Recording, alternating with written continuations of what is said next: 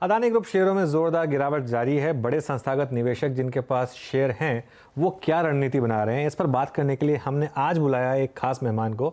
हमारे साथ हैं क्वांट म्यूचुअल फंड के फाउंडर और सीईओ संदीप टंडन। हम बता दें कि क्वांट म्यूचुअल फंड का अदानी ग्रुप में डिसेंट इन्वेस्ट है। सर, पहले तो ये जानना चाह रहा था कि आपका एग्जैक्ट एक्सपोजर इस समय अक्रॉस स्कीम्स कितना है अदानी ग्रुप में, और आपने इस पूरी फॉल को अब कैसे अप्रोच किया है? देखिए अनुज जी, हम लोग जनरली स्टॉक स्पेसिफिक पे कमेंट नहीं करते हैं, आपको पता है, from a compliance perspective. But इतना भी आपको समझ में आना चाहिए कि हम लोग बहुत डायनेमिकली अपना पैसा मैनेज करते हैं। ओके, कोई अटैचमेंट पर्सपेक्टिव डेटा चेंज होता है, हम लोग भी अपना व्यू चेंज करते हैं, हम अपना पोर्टफोलियो को रीबैलेंस करते हैं। ओके, सो हम लोगों को जो राइट टाइम पे स्टेप लेने होते हैं वो हमने स्टेप लिए हैं। ओके, तो वो कंक्लूड आप नहीं कर सकते कि ये what step we have taken, but आप हमारी एनएवी से आप बहुत कुछ कंक्लूड कर सकते हैं कि हमने क्या स्टेप्स लिए। ओके, तो उसके ऊपर हम इतना फोकस नहीं करेंगे, जनरली हम स्टॉक स्पेसिफिक बात नहीं करते। बट एक चीज ये कि इस तरह की अपॉर्चुनिटी भी आपको बाजार देता है। इस तरह के कोई ना कोई इवेंट हमने 30 साल के करियर में बहुत सारे ऐसे एपिसोड देखे हैं। ओके, बड़ी बड़ी ग्रुप्स के थ्रू देखे, इंक्लूडिंग आईसीआईसीआई बैंक में भी हमने 2008 में देखा था क्या अनफोल्ड हुआ। तो ऐसे बहुत से इवेंट मैंने लास्ट कई सालों में देखे हैं।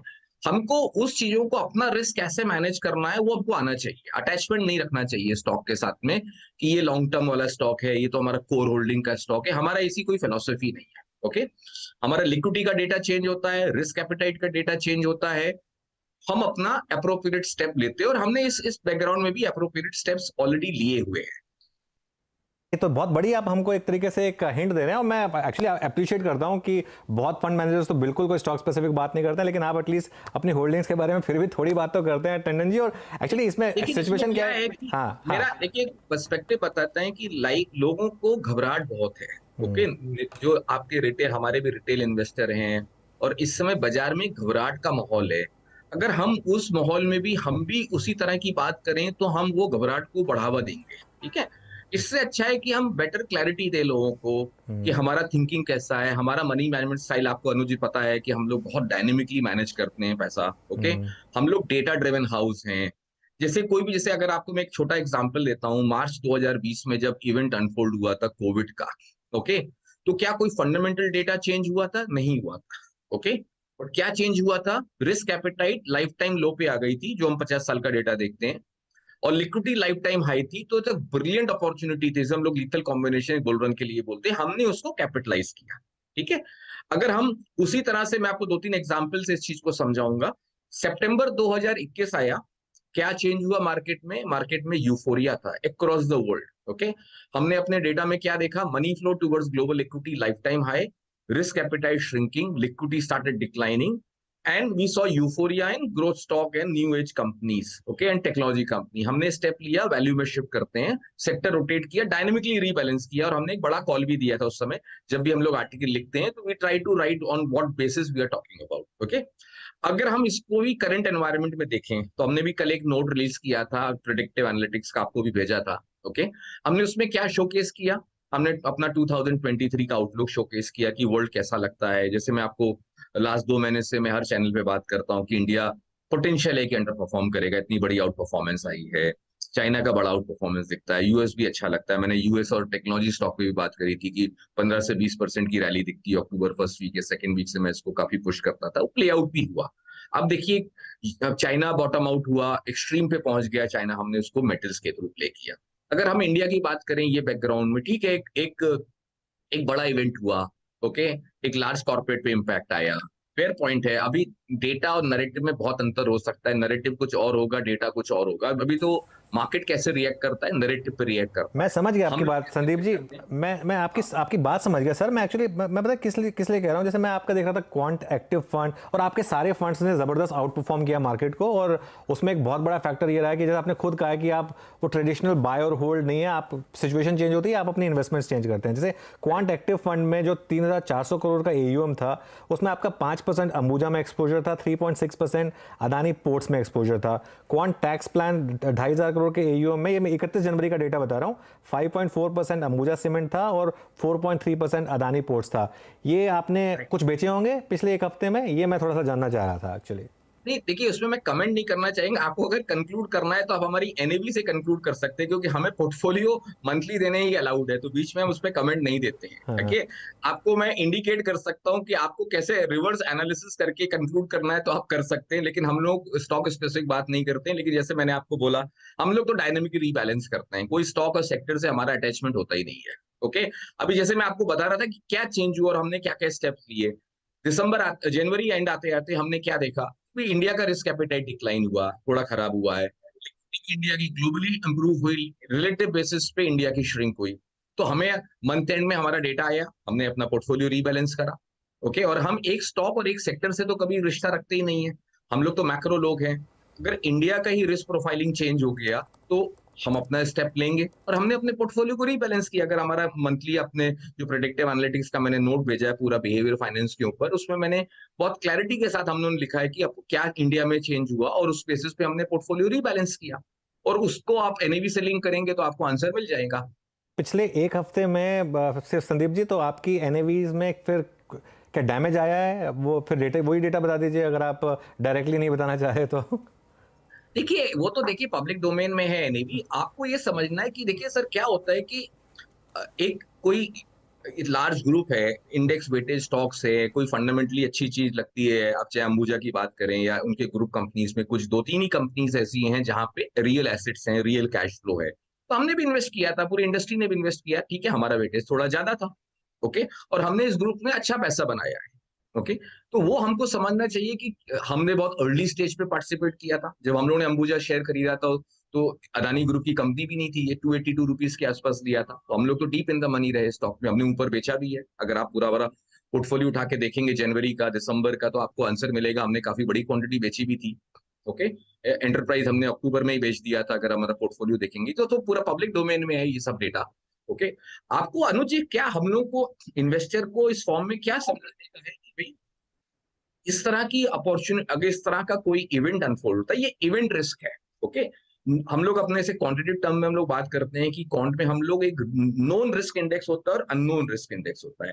तो नोन रिस्क इंडेक्स को हम रिवर्स कैलकुलेट करके पर्सपेक्टिव बिल्ड कर सकते हैं। अननोन रिस्क होता है जो इवेंट ड्रिवन रिस्क होता है, उसको हम क्वांटिफाई नहीं कर सकते। ओके, और कोई भी क्वांटिफाई नहीं कर पाता है।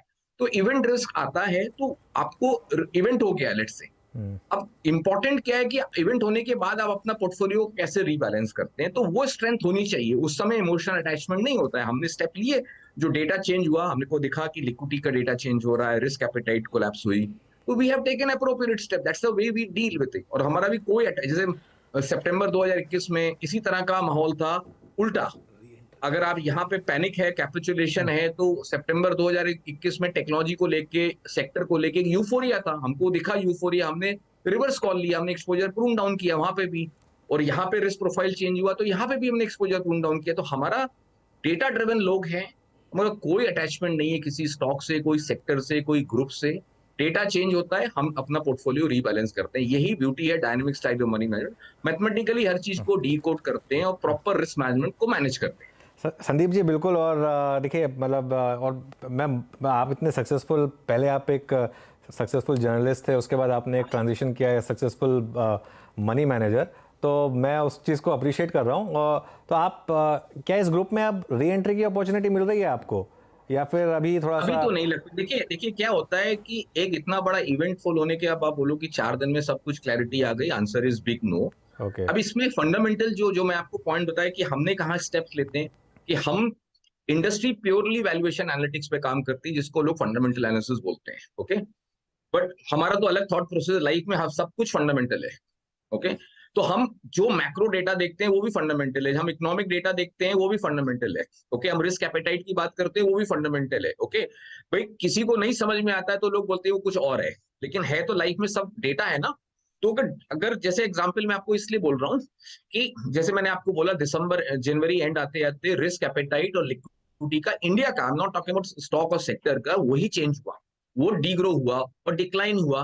तो हमने स्टेप लिए, फंडामेंटल जो डैमेज होगा वो आप लैग के साथ गैर कर पाओगे। जैसे मार्च 2020 में जब कोविड अनफोल्ड हुआ तो सबने बोला फंडामेंटल क्या चेंज हुआ। ओके, नो चेंज तो बहुत कुछ हुआ था, उसका जजमेंट आपको आते आते 6 क्वार्टर और 8 क्वार्टर निकल गए, तब आपको समझ में आया कहाँ स्लो डाउन हुआ, कहाँ इंपैक्ट आया। ओके। तो उस समय तो आपका कोई भी नंबर्स पे अगर हम बात करें कि बैलेंस शीट पे, रेवेन्यू पे इमीडिएटली कोई इंपैक्ट नहीं आता है। बट अगर लिक्विडिटी डेंट होती है तो ये आपकी रोल ओवर कॉस्ट बढ़ते हैं, आपका डेट का जो रोल ओवर कॉस्ट आएगा, वो सब मार्केट कंडीशन से भी बहुत कुछ होता है। आपका किस तरह का आपका स्टॉक्स में लिक्विडिटी है, तो हम लिक्विडिटी एनालिटिक्स में भी बहुत चीजें क्वांटिफाई करते हैं। ओके, जो इंडेक्स का अगर कोई कॉन्सिक्यूटिव इंडेक्स से अगर जैसे भी बात आ रही, इंडेक्स से बाहर हो जाएगा तो उसका वेट, उसका पूरा पर्सपेक्टिव चेंज हो जाता है। इंडेक्स में आने से एक्स्ट्राऑर्डिनरी इंटरेस्ट होता है, लोगों को लिक्विडिटी जनरेट होती है, कहीं लिक्विडिटी ड्राई हो जाती है, तो उसका फर्क। तो हम अपने डेटा में जो हम लोग मनी मैनेजमेंट करते हैं, अगर हम जैसे हमको लास्ट टाइम मैंने आपको समझाया था वीएलआरटी में, वी तो वैल्यूएशन एनालिटिक्स है जो प्राइस के साथ लिंक्ड है, उसको आपको इमीडिएटली आंसर मिल जाएगा कि, लेकिन हार्ड कोड बैलेंस शीट के नंबर या पीएनएल के नंबर में इंपैक्ट आने में टाइम लगता है। बट जो रिस्क एपेटाइट का नंबर है, जो प्राइस से लिंक नहीं है, वो मैक्रो लिंक्ड है, ओके, और लिक्विडिटी जो डेटा है वो चेंज हो जाता है, तो हम लोग प्रीएम्प्ट नहीं करते हैं। डेटा चेंज होता है तो हम कॉल लेते हैं, हम प्रीएम्प्ट नहीं करते हैं। लेकिन जब डेटा चेंज हुआ तो हमने स्टेप्स लिए, इस केस में भी स्टेप्स लिए और फ्यूचर में भी स्टेप्स लेंगे। That's the way we operate. नहीं, अच्छा, तो बहुत एक्चुअली आपने हिंट तो दे दिया है कि काफ़ी आपने अपना एक्सपोजर प्रूव किया होगा। अब मैं इसमें एक एग्जांपल दे रहा हूँ, आप, मुझे पता है कि आप स्टॉक स्पेसिफिक नहीं बात करोगे, लेकिन क्वांट इंफ्रा फंड है जैसे, उसमें ऑलमोस्ट 800 करोड़ के एयूएम में आपका ऑलमोस्ट 12% अदानी ग्रुप का था, अंबुजा 6% और 6% पोर्ट। अगर आपने ये बेचा होगा तो फिर क्या अभी कैश में रखा है, क्योंकि इतनी जल्दी आपको उस लेवल के शेयर मिले नहीं होंगे वापस री इन्वेस्ट करने के लिए? बहुत फास्ट मूव करते हैं, आपके इमेजिनेशन से जल्दी मूव कर जाते हैं। ओके, सो कोई प्रॉब्लम नहीं है, हम लोग डिप्लॉयड है फुली। अच्छा, तो पूरा मतलब वो जो पैसा है आपने यहाँ से निकाल के कहीं और ऑलरेडी लगा दिया है? तो हम लोग को देखिए, इसलिए आप देखिए, अगर आप अभी यही कन्वर्सेशन को हम थोड़ा पॉजिटिव करते हैं, ठीक है। बिल्कुल बिल्कुल पूरी बिल्कुल। इंडस्ट्री इस समय घबराई हुई है, अगर हम लोग भी वही बात करें, नेगेटिविटी की बात करें कि ये प्रॉब्लम है, तो प्रॉब्लम तो लाइफ में बहुत है। ओके, अगर हम प्रॉब्लम्स में अपॉर्चुनिटी कैसे देखते हैं, वो मैं आपको थोड़ा समझाता हूँ। ठीक है, इवेंट प्ले आउट हुआ, हमने रिस्क मैनेजमेंट के हिसाब से जो स्टेप्स लेने थे हमने वो स्टेप्स लिए। अब हम इसको अपॉर्चुनिटी कैसे देखते हैं कि इसके कारण कोलेटरल डैमेज कहाँ हुआ, परसेप्शन वाइज जिसको मैंने बोला नैरेटिव क्या हुआ, बैंकिंग खराब हो गया। ओके, लोगों को लगा कि इनका भी बॉन्ड में बहुत बड़ा एक्सपोजर है, बैंकिंग का इतना है, जबकि वो पूरा कोलेटरल बेस्ड है, बैक्ड है, हमको उसमें घबराहट नहीं लगती। वहां पे मैसिव करेक्शन हुआ। तो अगर हम इसको नंबर्स में कन्वर्ट करें अनुज, कि क्वांट, अगर हम कैपिचुलेशन इंडेक्स या क्वांट फियर इंडेक्स देखें बैंकिंग सेक्टर का, तो वो स्पाइक कर गया है।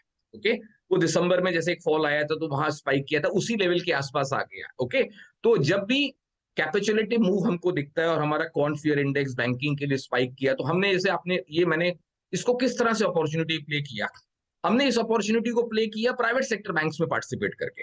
ओके, हमारे पास पब्लिक सेक्टर बैंक्स ऑलरेडी है, बैंकिंग सेक्टर में बहुत बड़ी अपॉर्चुनिटी दिखी हमको, एक कैपिचुलेटिव मूव दिखा, तो आपने बोला कहाँ डिप्लॉय कर दिया, तो आपको समझ में आता है कि हम एक सेक्टर को आइडेंटिफाई किया, वहां पे कैपिचुलेशन दिखा, हमने पार्टिसिपेट किया। तो उस अपॉर्चुनिटी को अगर कहीं कोई चीज आपने लिक्विडेट करी है, तो साइमल्टेनियसली अगर कहीं कैपिचुलेटिव मूव हुआ तो उसको हमने कैपिटलाइज भी किया, उसको हमने पार्टिसिपेट भी किया। हमारा प्राइवेट सेक्टर में एक्सपोजर कम था, हमने बिल्ड कर दिया एक्सपोजर और कर दिया exposure. That's the way, data के हिसाब से हम लोग चेंज हो जाते हैं। तो कोई इमोशनली नहीं लेना है कोई चीज।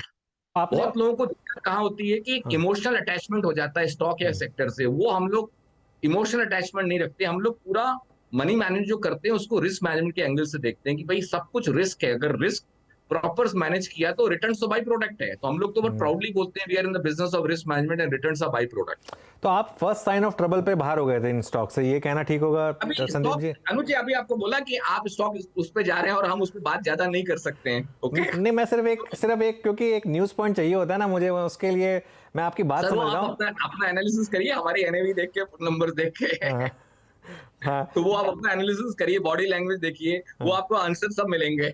नहीं, क्योंकि क्वांटिटी काफ़ी थी, जैसे वो 17,961 करोड़ के टोटल एयूएम में मैं करीब करीब 6% के करीब शायद अदानी का एक्सपोजर था, तो उसको मैं सिर्फ 2 स्टॉक से जोड़ रहा हूँ उसमें, तो करीब करीब 2 ही स्टॉक्स थे। तो यू हैव टू अंडरस्टैंड, हमने अदानी एंटरप्राइज ऊपर वर्चुअली टॉप पे बेचा था, बड़ी क्वांटिटी थी हमारे पास, हमने अच्छा पैसा बुक किया।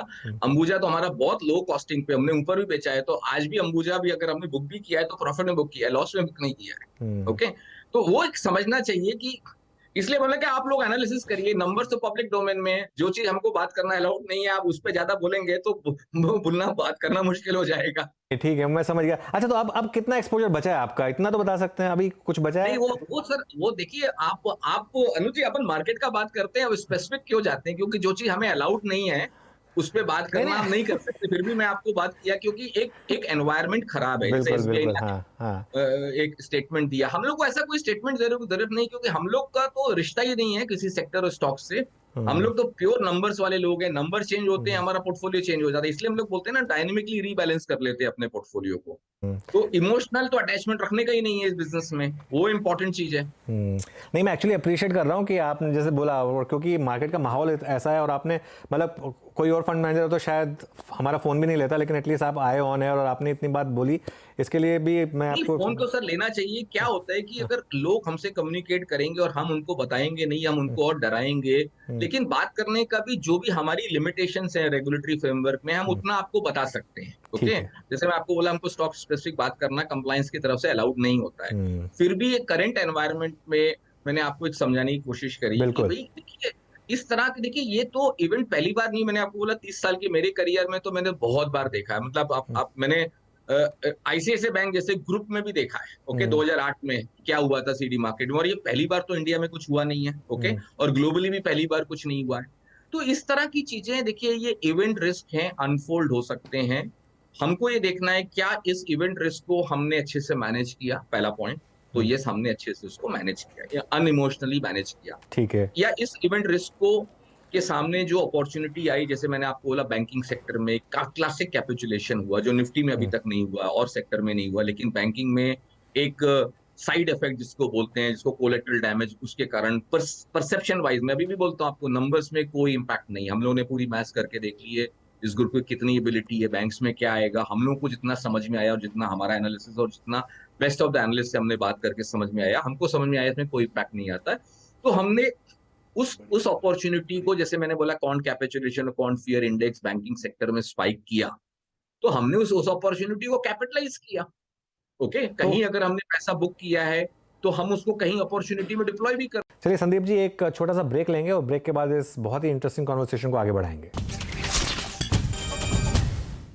Welcome back. हम बात कर रहे हैं अदानी ग्रुप के शेयरों पर, और उसमें एक बड़े investor Sandeep Tandon, quant mutual fund के सीईओ। ये जो बैंकों में पैनिक था, ये अनड्यू था आपके हिसाब से? बहुत गलत था जो बैंकों में एक सिस्टमिक रिस्क को बिल्कुल था। लेकर। मैंने आपको बोला, मैंने आपको शुरू में, अगर आप मेरा नोट पढ़ेंगे तो मैंने उसमें वही बताया कि भाई रियलिटी क्या है, हार्ड फैक्ट्स क्या है और नैरेटिव क्या है। ओके, अगर आप उस नोट, प्रेडिक्टिव एनालिटिक्स का मेरा नोट पढ़ेंगे, हमने उस बाजार को, करंट एनवायरनमेंट को बहुत ह्यूमन साइक और बिहेवियर एनालिसिस से डीकोड किया है कि क्या हो रहा है मार्केट में और रियलिटी क्या है, और उस तरह से हमको अपॉर्चुनिटी भी क्या मिलती है। ओके, तो देखिए, हर हर क्राइसिस में कोई ना कोई अपॉर्चुनिटी भी आती है। एक होता है आप क्राइसिस में, बॉटम में आप कैपिचुलेट हो जाओ, सरेंडर कर दो, गिव अप मार के डिप्रेस होके बैठ जाओ। ओके, दूसरा होता है कि आप रिस्क को मैनेज करो, अप्रोप्रिएट स्टेप्स लो, इमोशनली अटैच नहीं होने का है, एंड राइट स्टेप लो। कहीं और बड़ी अपॉर्चुनिटी दिखी तो हमने स्विच किया, बड़ी अपॉर्चुनिटी दिखा उसको कैपिटलाइज किया।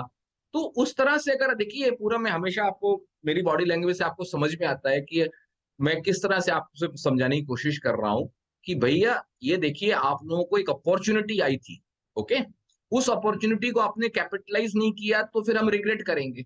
और हम तो अपॉर्चुनिस्ट लोग हैं, डेटा देखते हैं, कहीं अपॉर्चुनिटी देखते हैं, उसको छूटना नहीं चाहिए, वो हमारा माइंडसेट है। इसलिए हम लोग नंबर सेंट्रिक लोग हैं। क्वांट का पूरा मतलब ही यही कि quant means we quantify everything. अगर इमोशनली अटैच होके डिसीजन नहीं लेंगे तो रिस्क मैनेजमेंट प्रॉपर नहीं होगा। ओके, तो आपके हिसाब से मार्केट में अब जो एक इसकी वजह से एक शुरू में 2-3 दिन पैनिक फैला था, अब वो हो चुका है खत्म? अब मार्केट और अदानी ग्रुप अलग अलग चाल चल सकते हैं बेसिकली? बिल्कुल, क्योंकि एक इवेंट होता है तो एक साइकोलॉजिकल इंपैक्ट आता है। ओके, आप सबके पास लिवरेज पोजीशंस होती है मार्केट में, जो ट्रेड करते हैं, हर एक का एक पर्सपेक्टिव होता है, वो पूरा एक डिस्टर्ब होता है। जैसे मैंने आपको बोला कि ओवरऑल इंडियन मार्केट का रिस्क एपेटाइट और लिक्विडिटी ओवरऑल ही डिक्लाइन हो गया। ओके, अगर उसमें डेटा चेंज हुआ और मंथ एंड में वो डेटा आता है तो हमने मंथ एंड में पोर्टफोलियो को रीबैलेंस किया। ओके, तो हम लोगों को कोई हेजिटेशन होता ही नहीं है, लेकिन हम लोग कोई चीज को प्रीएम्प्ट नहीं करते हैं। ओके, अरे ये लगता है तो कर देना चाहिए वो, क्योंकि पोस्टमार्टम एनालिसिस अनुज बहुत करना आसान होता है। सब लोग बोलते हैं अरे ये तो पहले ही भेज देना चाहिए था, अरे ये तो कर देना चाहिए था। लेकिन कितने लोग कर पाते हैं, इसलिए हम लोग वो इमोशनल में जाते ही नहीं है। उसको हमने एक प्रोसेस बनाया है, डेटा बनाया है, हम लोग का डेटा देखते हैं, अपने मॉडल्स बिल्ड किए हैं, रिस्क एपेटाइट का, लिक्विडिटी का, वैल्यूएशन एनालिटिक्स का, वॉलेटिलिटी का, परसेप्शन का, वो सब हम लोग कैप्चर करते हैं। और कहीं ना कहीं डेटा चेंज होता है और हम उसके बाद भी चेंज नहीं करें, देन अपना इमोशनल अटैचमेंट आता है। तो वो हमारा परफेक्ट। मॉडल ही नहीं है, हमारा तो सिस्टम ही नहीं है उसमें। तो संदीप जी, ये कहना कि क्या मिथ होगा कि जो क्वांट की इतनी बड़ी आउट परफॉर्मेंस थी वो सिर्फ अदानी की वजह से थी, बाकी भी फैक्टर्स थे और अरे वो आगे भी जारी रहेगा? ये अगेन अनुज, मैंने आपको क्या बोला, एक नैरेटिव है। अगर हाँ, आप लोग भी एनालिसिस करने वाले लोग इस नैरेटिव को बात करेंगे, हाँ, क्या एक स्टॉक से जिसका एक्सपोजर 6% का वेटेज है, वो पूरा इंडस्ट्री, वो हमारी बिल्कुल पूरी परफॉर्मेंस को आउट परफॉर्म कर नहीं देगा? कर ऐसा नहीं पाएगा, नहीं होता कर पाएगा, हाँ। है। नहीं, हाँ। तो अभी हमारे हमारे सबसे बड़ा, अगर कोई लोग देखते नहीं है, और लोग देखते हैं तो बात नहीं करते हैं, तो मैं आपको बताता हूँ। सितंबर 2021 में हमने जब टेक्नोलॉजी बेचा, तो हमने क्या खरीदा? बैंक्स खरीदे, जहां बड़ा आउट परफॉर्मेंस आया, 50 से 200% का रिटर्न आया स्टॉक्स में। हमने आईटीसी खरीदा टेक्नोलॉजी बेच के, आज हमारे पास 8 से 9% का रिटर्न आया। कितना रिटर्न दिया? 70 टू 80% का रिटर्न आया। ओके, तो वो परफॉर्मेंस भी देखिए ना। तो क्या होता है, जब आउट परफॉर्मेंस आता है, एक सेक्टर, एक ग्रुप या एक स्टॉक का रोल बहुत लिमिटेड होता है। ये कॉम्बिनेशन होता है जो आपको अल्फा जनरेट करते हैं, वो मल्टीपल फैक्टर से आता है, या मल्टीपल डेटा पॉइंट से आता है, या मल्टीपल स्टॉक से आता है। एक एक स्टॉक से उतना बड़ा आउट परफॉर्मेंस कभी भी नहीं आता है।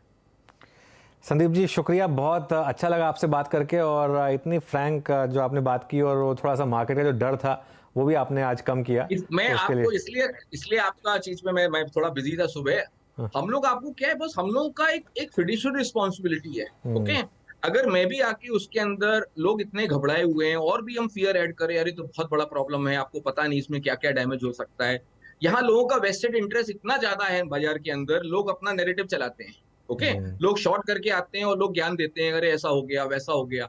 अगर हम लोग और आप जैसे लोग जो मीडिया में बैठे हैं, इन्वेस्टर के लिए बैठे हैं, तो अगर हम ये नैरेटिव ठीक नहीं करें, उसको अपॉर्चुनिटी को डील नहीं करें, तो फिर तो बहुत बड़ा अपनी नहीं नहीं, रिस्पॉन्सिबिलिटी हम बिल्कुल अच्छे से बिल्कुल, नहीं पा रहे नैरेटिव हैं। दोनों दोनों साइड का नैरेटिव रखना बहुत ज़रूरी है संदीप जी, Correct? और दोनों साइड की बातें रखना बहुत ज़रूरी है, और और तो मैं जब इसलिए आपको जब बोला, पैनिक हो तो उसको बैंकिंग में संभालना भी अनुज जी, ज़रूरी है, बैंकिंग बिल्कुल। में ब्रिलियंट अपॉर्चुनिटी है to go all out and buy banking exposure in your portfolio.